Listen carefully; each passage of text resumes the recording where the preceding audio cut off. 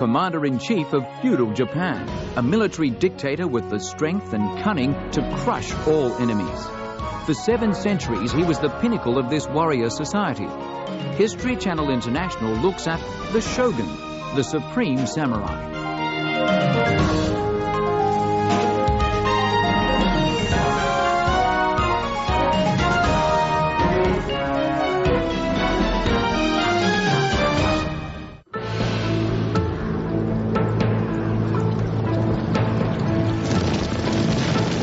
At the center of virtually every chapter of Japanese medieval history, there was war and conflict.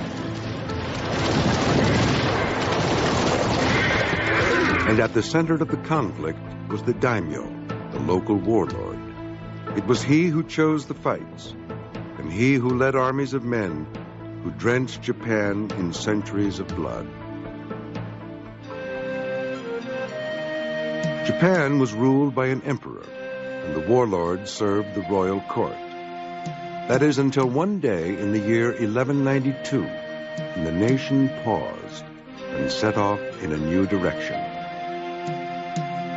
That was the day a warlord, Minamoto Yoritomo, declared himself shogun.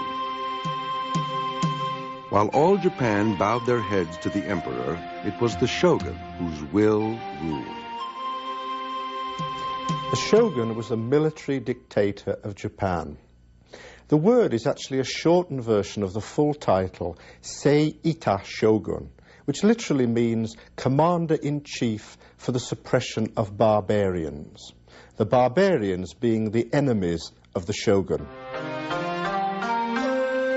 In the Middle Ages, Japan was a group of islands with no central government. Instead, hundreds of local warlords carved their own small territories out of these misty hills and valleys. Warlords and their samurai fought among themselves year after year, decade after decade, for control of the scarce farmland. Eventually, 2 power blocks developed, the Taira in the west and the Minamoto in the east. Soon as the years went by, these 2 families would come into conflict with each other and threaten the very existence of the imperial system they were rewarded for supporting. These 2 clans eventually met on the battlefield. It turned the countryside red with blood. One man, Minamoto Yoritomo, would emerge from this conflict to change the face of Japanese politics. Minamoto Yoritomo must have been a very charismatic individual. As a 13-year-old, he's exiled off to eastern Japan, and he is pretty much under the watchful eye of Taira adherents. Well, the first individual that tried to look after him was off in the capital, serving in Kyoto, and in his absence, Yoritomo became intimate with his daughter and produced a child. And that guy was obviously terrified. Here is a young captive that he's supposed to be taking care of, and the man has made himself very welcome in his own home. Yoritomo was the heir to a prominent warrior tradition, and his revolution was to inspire the samurais of Japan to sense their true power. He simply said to his fellow warriors in the East, come fight for me, join my army, and in return, I will do for you what the court has been doing for you in terms of guaranteeing your status. But I'm a warrior like you are. I'm a provincial resident like you are. I'm not one of them. And he obviously touched off, or hit a nerve here. The timing was very good. Yoritomo led his Minamoto clan in a struggle with their rivals of the 12th century, the Tairas. His armies were soon caught up in the great battles that became known as the Genpei Wars. And it was during the Great War between these 2 powerful clans that Minamoto Yoritomo saw his chance to dominate all Japan's warlords. The Genpei Wars came to a dramatic culmination in the Battle of Dan no Ura in 1185. Dan no Ura is almost unique in samurai history because it was a sea battle. It was fought in the narrow straits of Shimonoseki in western Japan. The ships were fighting platforms, flat-topped with rowers on a lower deck. Archers fired away from the top deck. As the ships drew closer together, swordsmen engaged in hand-to-hand combat. Metal struck bone in a final struggle for domination. The battle raged on. The boats sought to maneuver in the rough tides of the narrow waterway. In a brilliant maneuver, the Minamoto generals commanded their archers to concentrate on the rowers and steerers of the Taira ships, leaving the enemy vessels spinning helplessly in the current. The Emperor of Japan, a child named Antoku, and his grandmother were passengers on one of their ships. On board the Taira ships, it soon became clear that defeat was imminent. Soon, Minamoto samurai would board their ships and put them all to the sword. Tomomori, head of the Tairas, made an announcement. Suicide was now the only answer. Then he tied himself to an anchor and threw himself into the sea. Meanwhile, the grandmother of the 8-year-old sovereign took the young emperor in her arms and walked slowly to the ship's edge.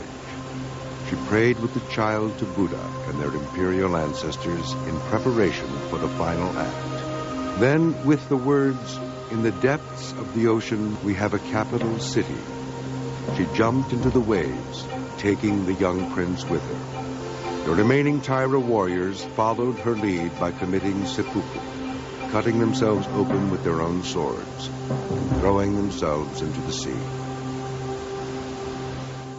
And it was said that because of the blood from the numerous slain warriors of the Taira, mingled with the red dye from the Taira flags, made the sea turn red in the area of Dan Noura. And there's one other legend about Dan Noura, that the little crabs that live on the beach have on their backs the face of the dead warriors, because the spirits of the dead Taira samurai live in these little crabs and still haunt the coast to this day. Yoritomo then emerged from the Genpei War as the officially recognized head of warrior society in Japan, the official head of the military and police systems for the court. Yoritomo's government was called Bakufu, named after the tents that generals set up near the battlefield. The great skill that Minamoto Yoritomo possessed was the skill of political adroitness, so that he could convert his military victories over the Taira into something more long-lasting. As a result, he set up a system of constables around the country, whereby these local samurai governors acted on his behalf, rather than having the centralized rule from the imperial palace and the imperial court.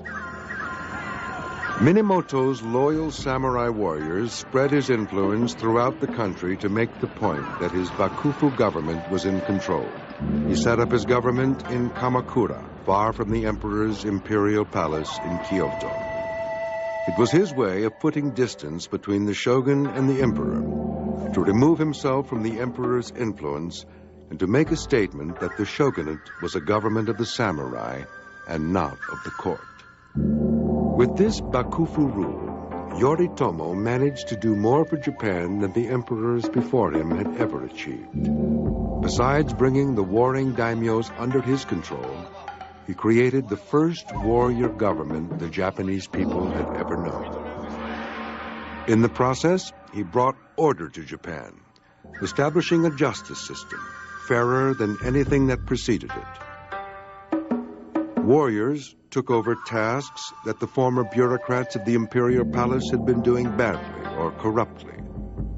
His loyal constables monitored everything from taxation to agriculture to military recruitment. We generally see Yoritomo as the first important military figure to sort of initiate a long period of samurai involvement, if not outright control, of the political process in Japan. The first shogun ruled with an iron fist, but knew how to be even-handed. When Yoritomo died in 1199, the tradition of the super warlord was established. But every shogun that followed knew what Yoritomo knew. The shogun would only survive if he was the wiliest fox in a forest of ambitious and dangerous warlords.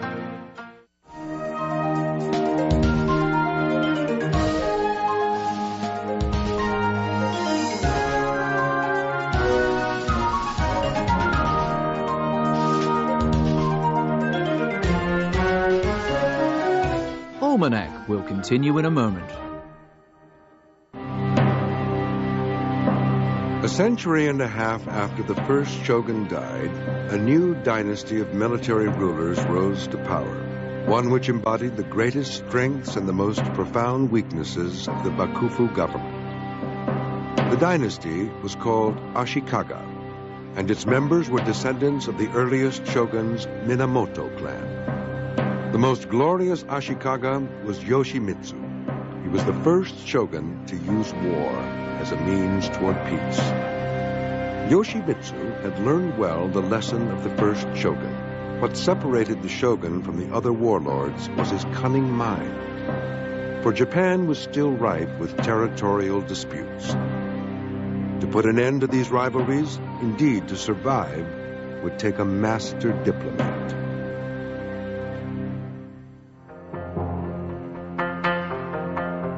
In 1392, two rival clans pitted huge samurai armies against each other, as each claimed one of its heirs emperor of all Japan. As a result, there was the emperor of the north and an emperor of the south. Yoshimitsu called the two rival clan leaders together for a meeting. Through negotiations that were full of ceremony and courtly manners, he played on their sense of pride and honor. Perhaps he suggested they could work out an arrangement in which each party got his wish. Both clans could have an emperor.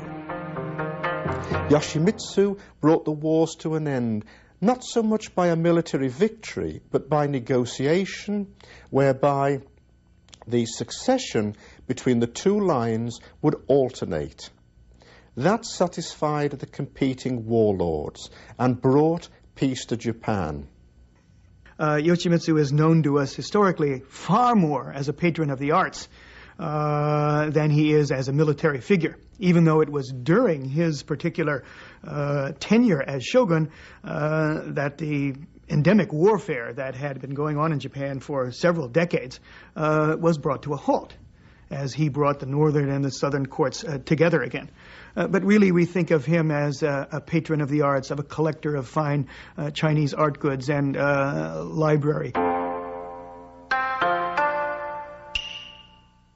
Shogun Yoshimitsu, the negotiator and the peacemaker, brought Japan into a brief but significant era of peace. Under his rule, the arts flourished. Without the fear of conquest and battle, calligraphy, poetry, and music developed as they never had before. During Yoshimitsu's reign and during his lifetime, the shogun's court actually supplanted the imperial court as not only the seat of political power in Japan, but also as the seat of cultural norms and cultural ideals. During the peaceful rule of Yoshimitsu and his successors, the tea ceremony developed. As the tea ceremony celebrates the beauty and tranquility of everyday life, so Yoshimitsu's life was lived in peace, proving that a warlord, a shogun, the man with the ultimate power of life and death in Japan, could cultivate the arts as carefully as he had outmaneuvered his enemies. Yoshimitsu transformed the capital Kyoto into a magnificent city of temples and gardens. One of his most famous artistic accomplishments is the creation of what's called the Golden Pavilion, a fairly elaborate and very expensive temple complex in the capital city.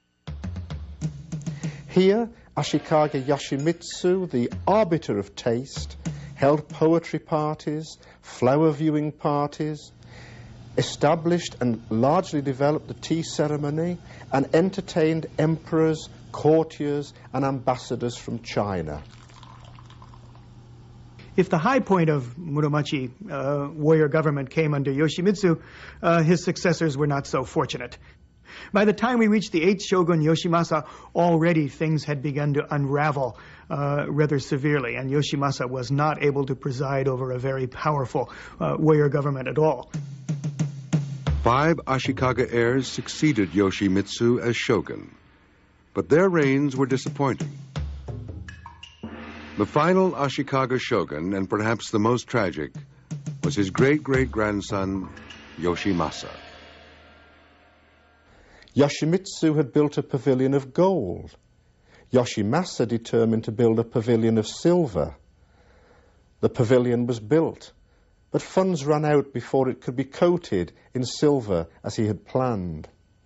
And this, in a sense, was symbolic of the age, because whereas the silver pavilion is unfinished, so was Yoshimasa's own attempts at government. Yoshimasa idolized his great-great-grandfather, but lacked his diplomatic skills.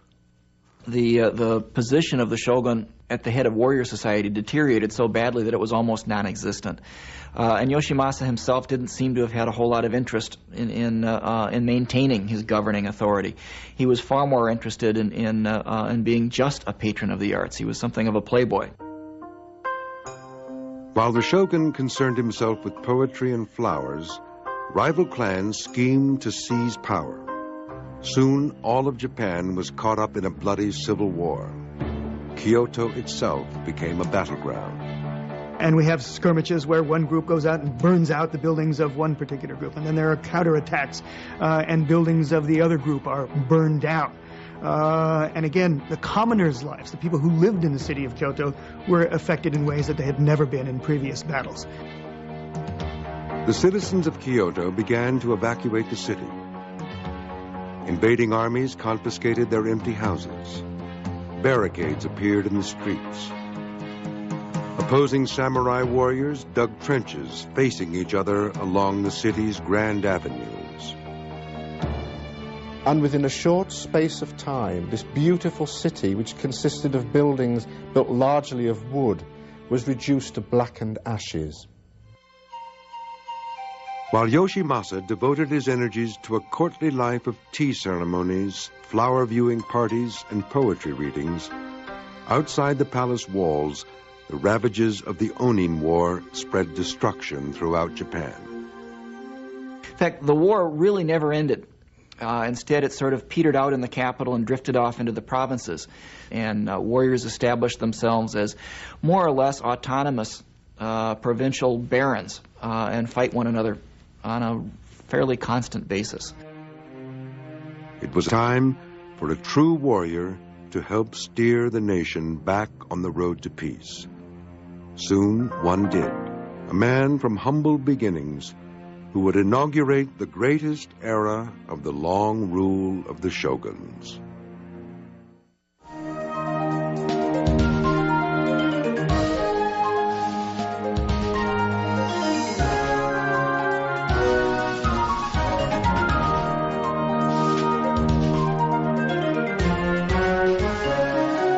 Almanac will continue in a moment. By the 16th century, clans, bandits, and fanatic religious cults fought one another in struggles so relentless that the period became known as the Age of the Country at War. Provincial warlords had become their own masters once again, and the countryside spun off into many small kingdoms rather than one central government. One warlord would steer the country back on the road to peace. His name was Oda Nobunaga. He was an intrepid warrior, absolutely without fear, and absolutely, it would seem, without shame. We remember him today because of the tremendous cruelty that he seems to have exhibited in dealing with his enemies. As the British historian George Sampson once noted, he was a cruel and callous brute. Nobunaga's origins were humble, too humble for him to ever dream of becoming a shogun. The son of a minor warlord, he remained a small territorial chieftain until opportunity knocked at his door. He controlled a comparatively small area of land. But it was very strategically situated because to the east of the Oda territories was the territory of the much more powerful family of Imagawa. And in 1560, Imagawa Yoshimoto, the head of the clan, conceived a grandiose plan of marching on Kyoto and setting himself up as shogun.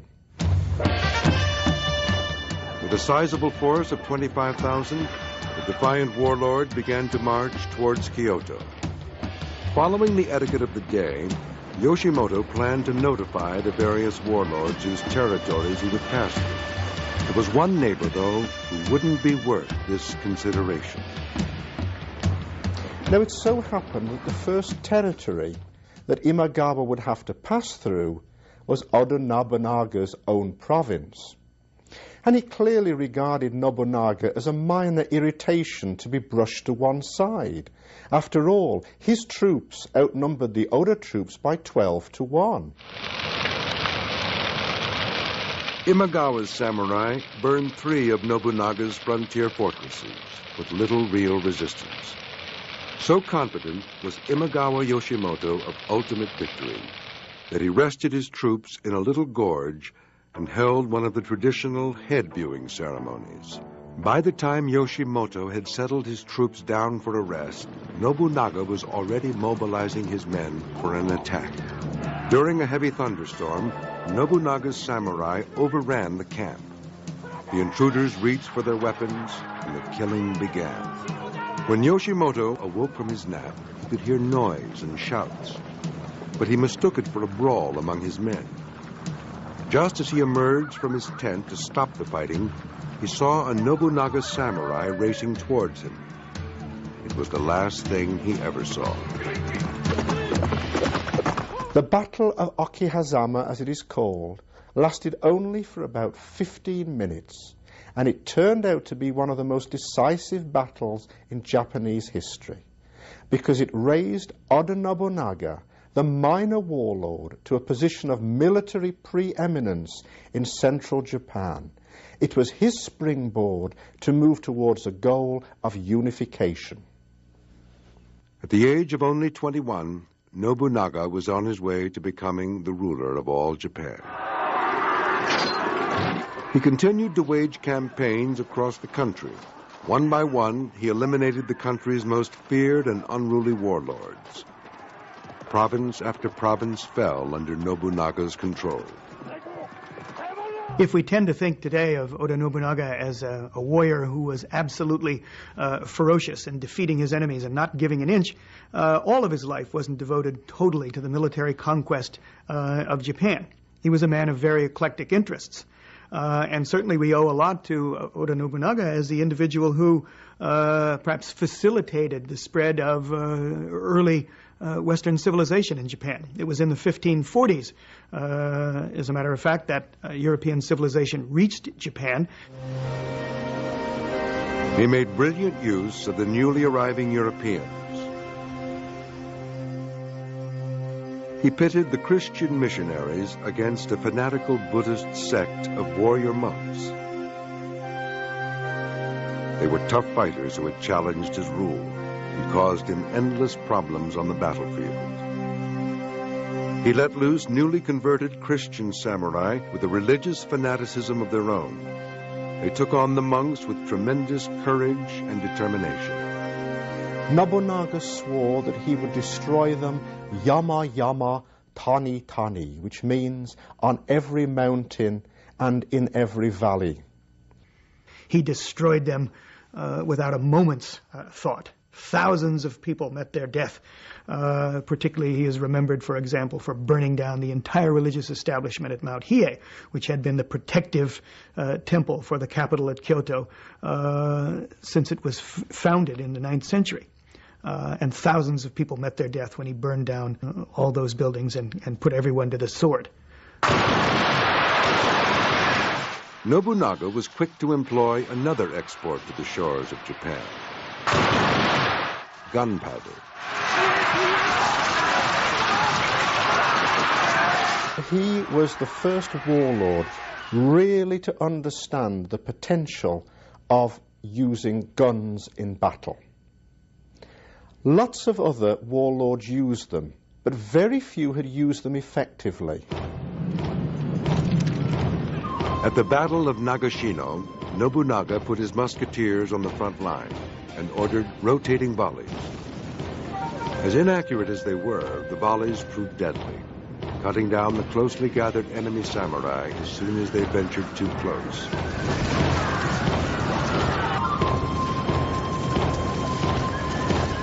The soldiers would then charge and finish off the enemy.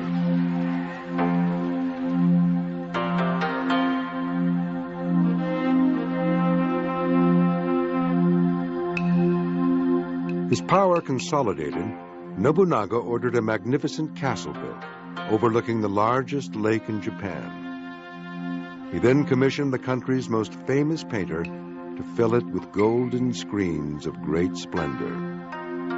Nobunaga's authority remained unchallenged for over 20 years, until in 1582, an ambitious general decided to seize an opportunity. Nobunaga had stopped for the night at a temple in Kyoto on his way to a castle siege in the west. He never suspected that the traitorous general, Akechi Mitsuhide, was preparing to set the structure to the torch. While flames began to consume his placid surroundings, Nobunaga would deny his enemies the pleasure of assassinating him. He committed ritual suicide. The man who killed him, Akechi Mitsuhide, has acquired the title into history of the 13-day Shogun, because 13 days is all that he lasted. Once the news of Nobunaga's assassination reached his loyal general Hideyoshi, Hideyoshi rushed back to Kyoto to destroy the usurper. The treacherous assassin's plans of ruling Japan were never to materialize. Nobunaga's trusted protege, Toyotomi Hideyoshi, took his revenge.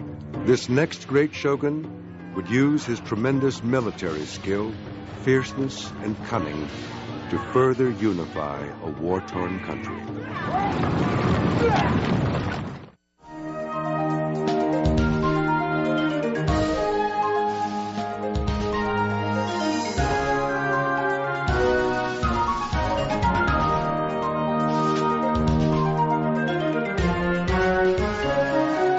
Almanac will continue in a moment.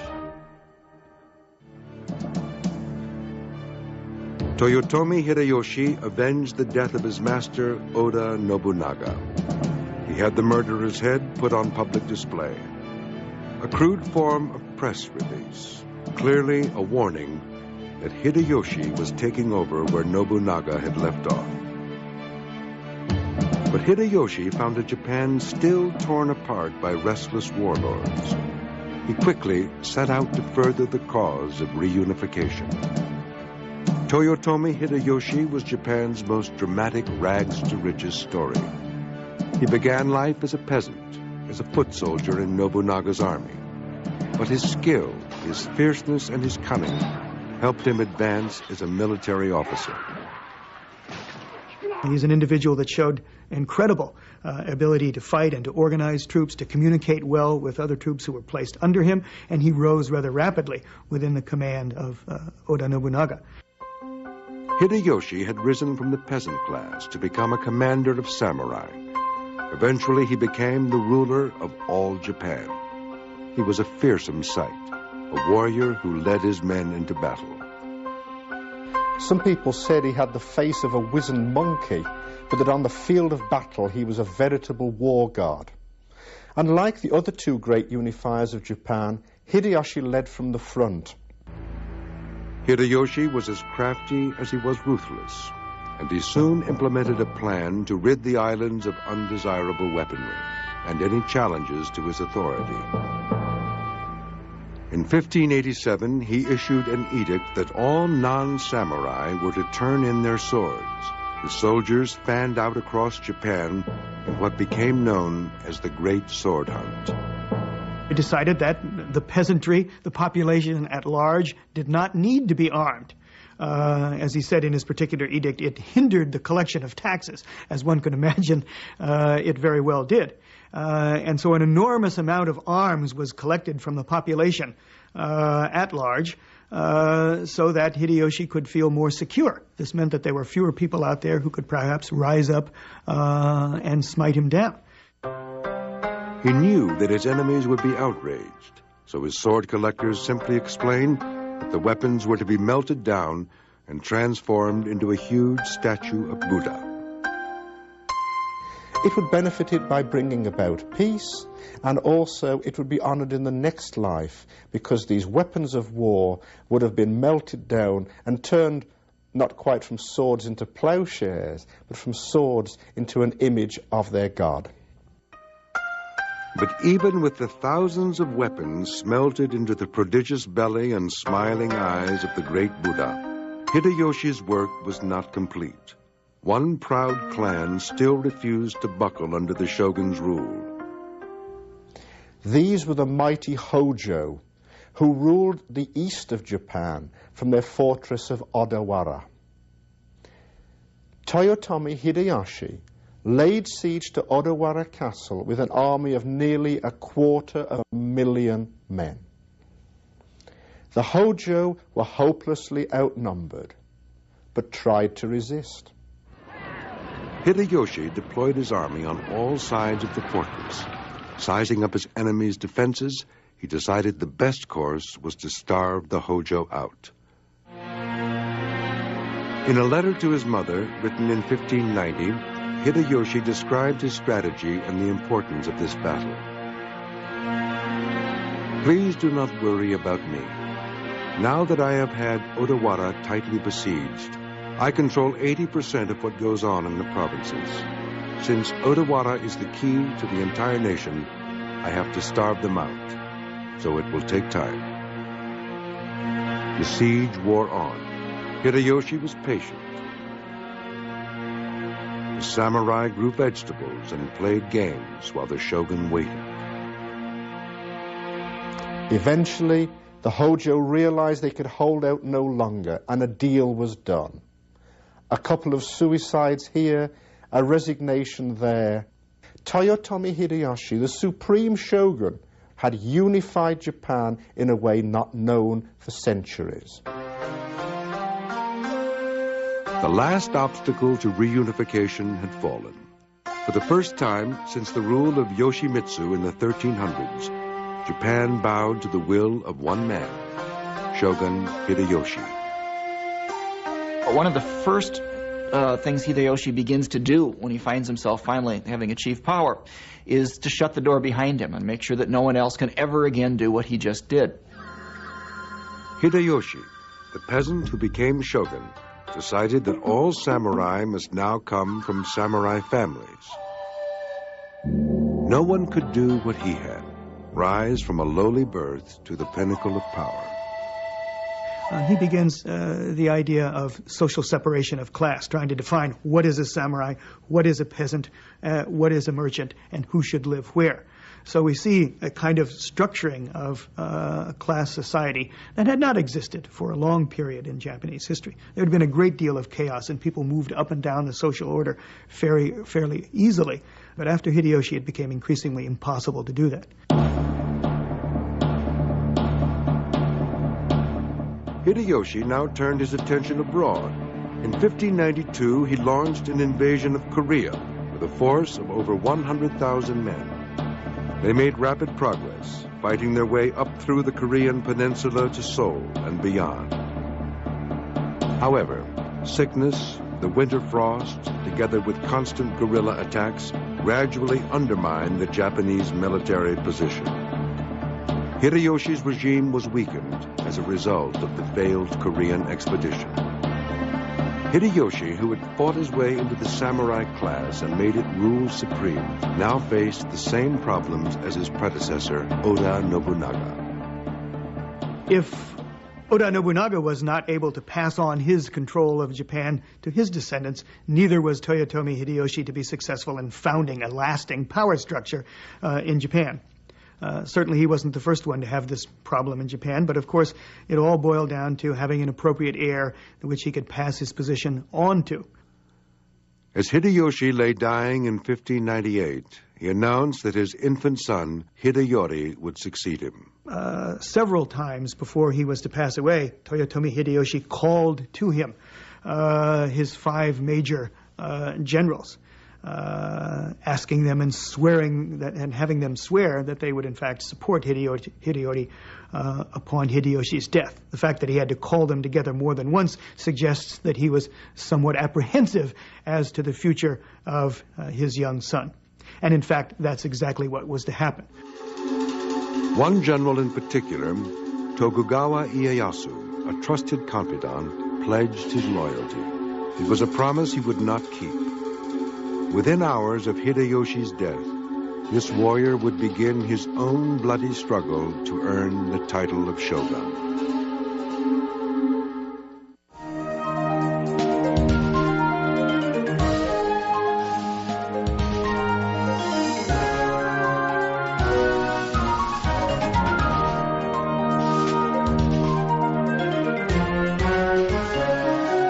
Almanac will continue in a moment.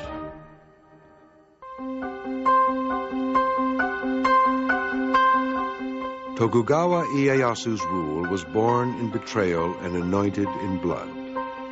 He had sworn at the deathbed of Shogun Hideyoshi, his mentor, that he would support his son as shogun. Now, the third of the great unifiers of Japan claimed the title of shogun for himself.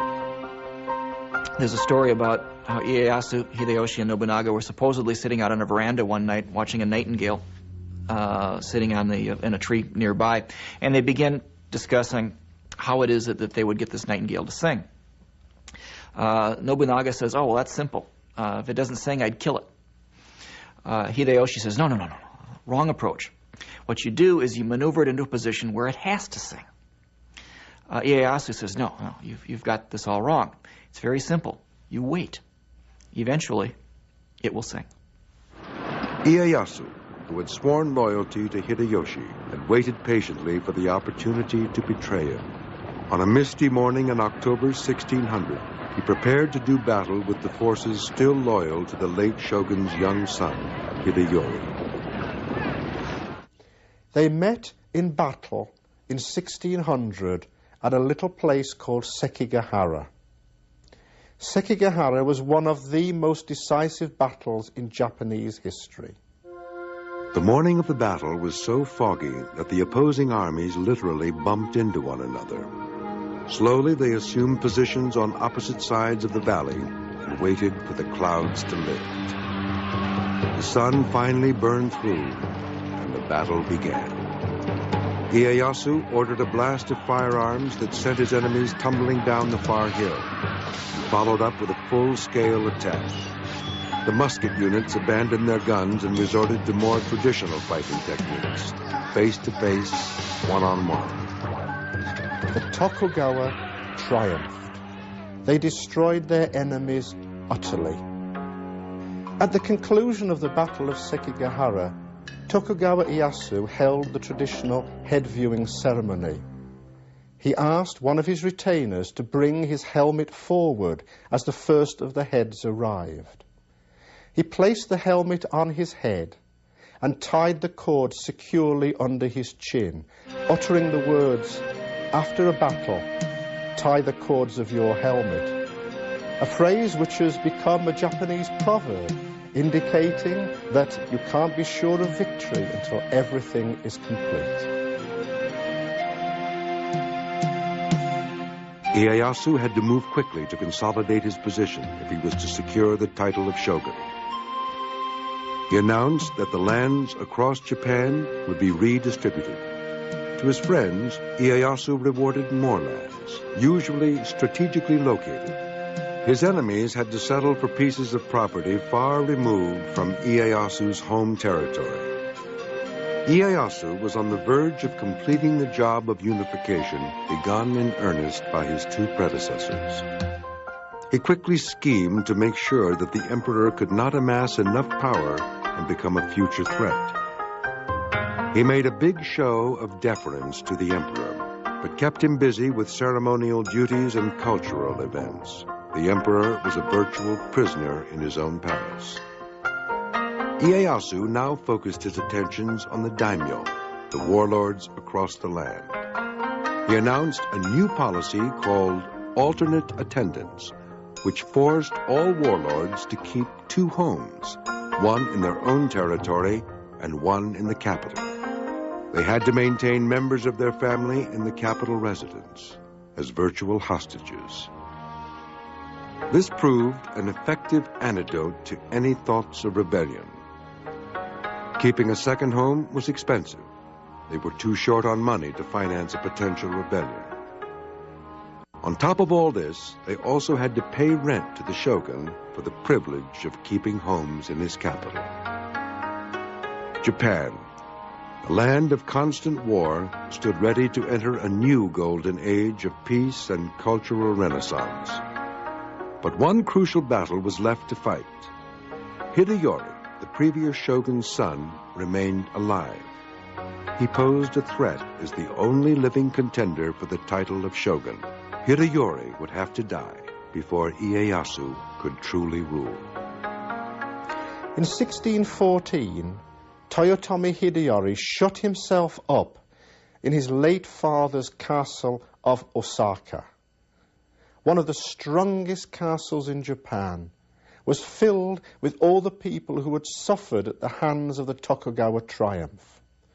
Ronin, the men were called, samurai who had lost their master. Numbers of disaffected Christian samurai who had suffered persecution, and anyone else who opposed the Tokugawa's rise to power. Eventually, of course, matters have to come to a head, and Ieyasu realized that. And so in 1614, he used a fairly flimsy excuse to pick a fight with Hideyori, and the result was the two campaigns at Hideyori's castle, Osaka Castle. Hideyori's fortress walls were protected by guns, cannon, and other firearms. His forces were considerable.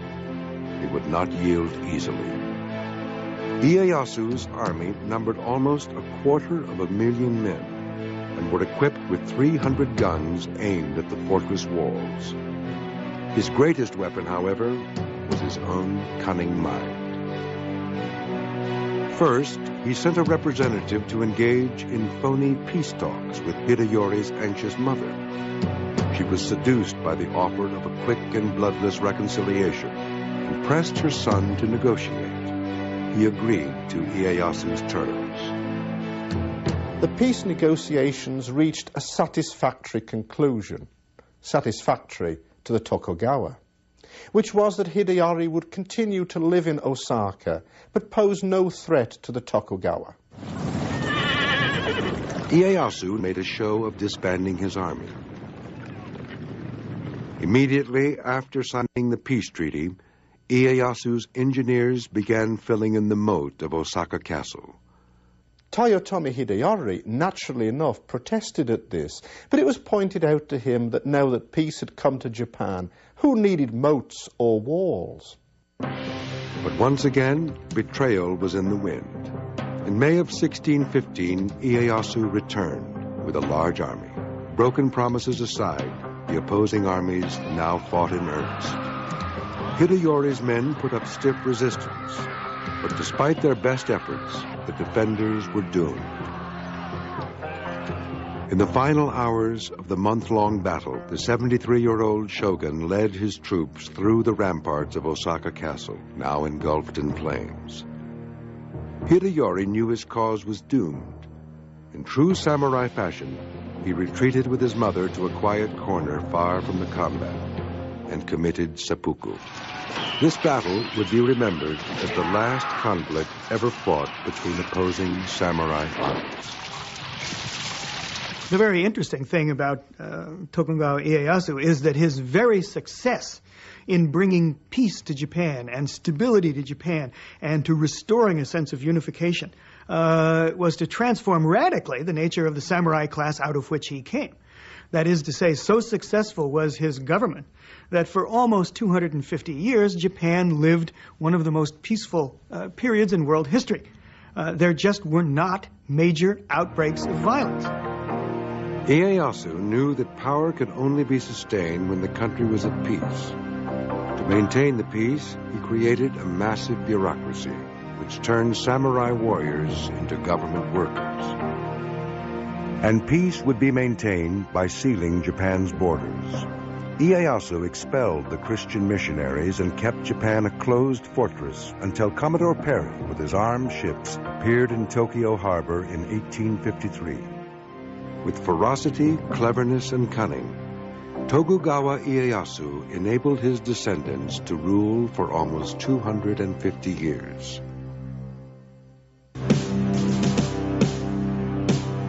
Japan was conceived in war, and for many long centuries lay shrouded in the smoke of death and devastation. And so it was that a warrior would return the nation to peace.